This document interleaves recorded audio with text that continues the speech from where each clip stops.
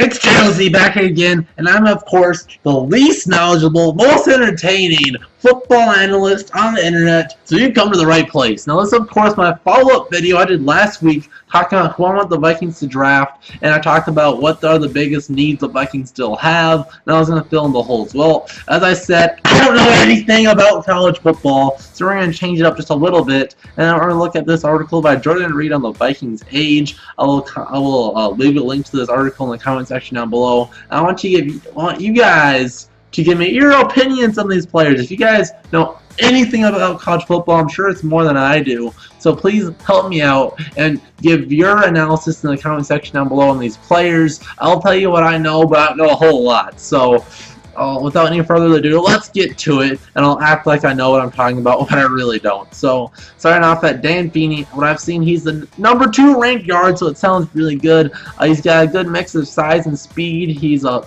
4-year starter over at Indiana. He played most of his games, as you see right here, played 46 games in total, 41 at right guard and 5 at tackle. So not too versatile, but our biggest glaring hole is right guard, so that works for us. So as you see right here, he's 305 pounds, which is really solid for a lineman, pretty average.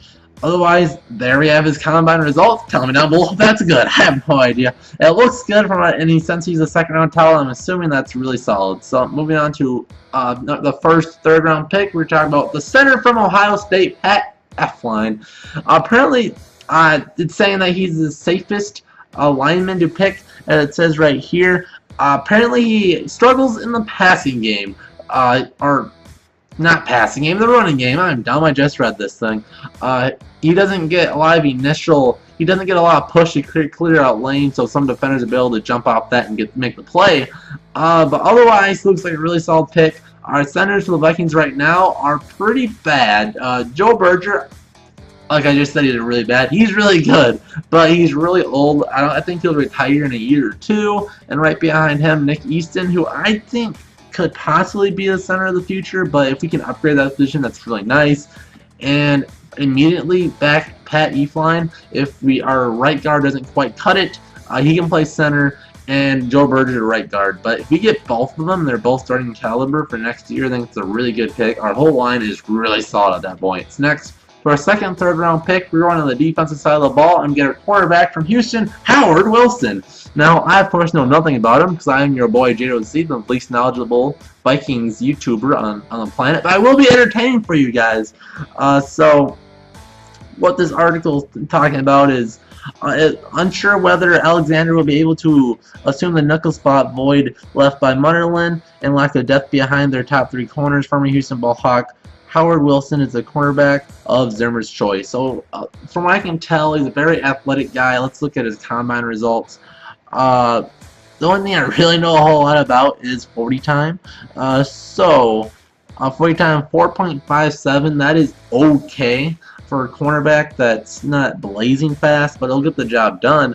6'1". That's lengthy. That's actually fairly tall for a corner. 185 pounds. Probably not quite big enough to be the best perimeter guy, but we have 3 guys that can play the perimeter, and we can have him and Mackenzie Alexander compete for the slot. I think Alexander's a little more better fit for it, and if this guy can just kind of be a depth type player for a while, because our starters, it's going to be Xavier Rhodes, number 1 corner, easily, and I think there'll be a good competition, maybe a rotation at the number 2 spot, either Newman or Trey Waynes. Then hopefully Mackenzie Alexander will be in the slot, and then the other guy that didn't win the number 2 corner slot will be the number 4 guy. And then if this guy gets drafted, or I can almost guarantee we'll draft a corner. If we don't, we'll pick one up in free agency. That will be just a good depth guy. If we do win in free agency, that we could look for a nickelback. We don't think Mackenzie Alexander is good enough for the role. But let's move on to our 4th round pick, Adarius Stewart. How bad did I butcher that name? He's a receiver from Alabama. From what this says, he's got a lot similar. He's got a very similar skill set as Patterson, but he's better route runners. So pretty much everything you could really ask for, from what I can see. The only thing I don't like about this pick, and that's what I can do. I can critique it because I'm the most entertaining Vikings YouTuber on the planet. I like the idea of having him, but I would go for a bigger receiver. We have a ton of slot type guys. Diggs for sure. Thielen, you can make a case that he's an okay outside guy, but I think he shines best in the slot. Jarius Wright. Those are our top 3 receivers, and they're all slot guys. We, of course, have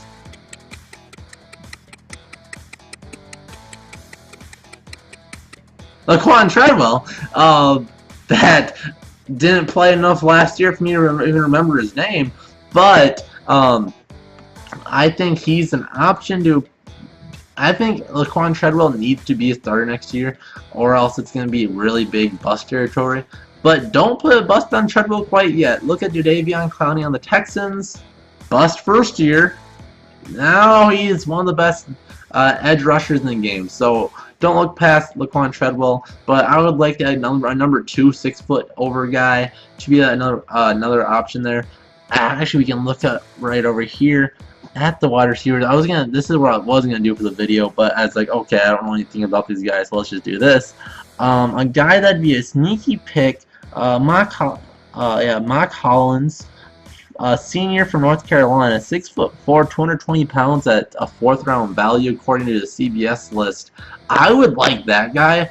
If that kid, he's coming off of injury slaps, that's why I'm assuming he would slide down according to that. I wouldn't mind that. But let's move on to the list. Duke Riley, outside linebacker from LSU. Just pretty much a replacement for Chad Greenway. I don't know a whole lot about him. Let's look at this. Bench press 18 reps, so it doesn't look like he's got a ton of strength. I'm assuming so anyways. 40-yard dash, 4.58, so he's a really fast linebacker. Looks like the type of guy that's like safety type speed. So that's a guy that'd be pretty much perfect in Zimmer's system. And it'd be a nice pick. I like Kentrell Brothers right now. He's probably the guy I'd slide into our starting spot right now. Probably put him at Mike and then let Kendricks play outside in our 4-3 package. But that's the way I do it right now. And then 5th round, we finally get TJ Logan, a running back from UNC. And this guy's sneaky. He's looks like a really good blocking running back, which is be really great. If we're going to strengthen up our own line, how about we strengthen up our running backs as well that can block. And TJ Logan's just the perfect 3rd down back guy. I really like that. So I really like this pick. Best 40-yard dash time, 4.37, so he's got blazing speed too. So I don't know how official that time is.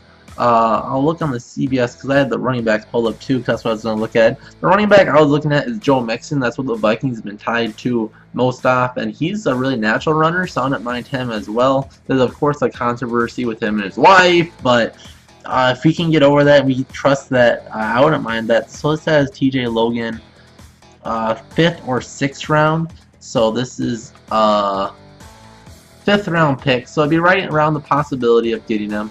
I think Jerick McKinnon's a good enough 3rd down back. So I don't know if he'd be that good of a selection. Maybe we get a running back in the 4th round instead. But I wouldn't mind it. Next, we're going to get a tight end, Cole Hick-Tooney. Something like that. He's just another depth tight end guy. He's made most of his damage line up wide. He's a good receiving tight end, so pretty much a perfect depth guy behind Rudolph. So a really good guy. I don't know what else I can say. 6'4", 247 pounds. And that's about all we have. Everything he didn't participate in everything else. And in the 7th round, we're just going to finish off with a depth quarterback. I don't know if I like this pick because on the roster we have we have Bradford for sure, number 1.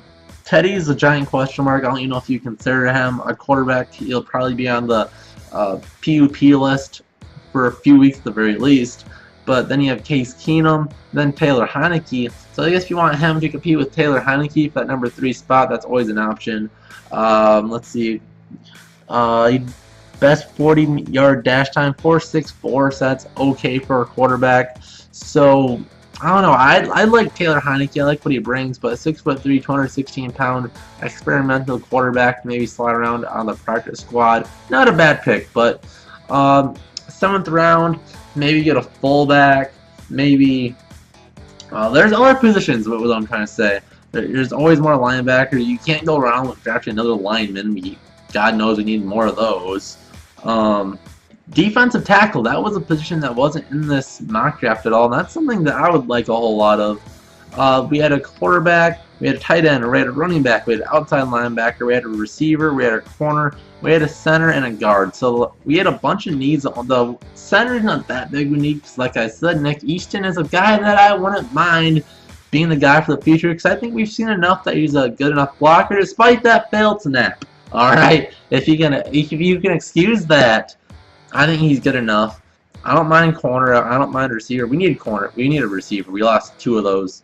Outside linebacker, it's not that big of an issue because we have Kentrell Brothers, who's a good enough Mike linebacker who won't be on the field enough. I don't know if you would do a 4th round pick on a guy that won't be on the field that long.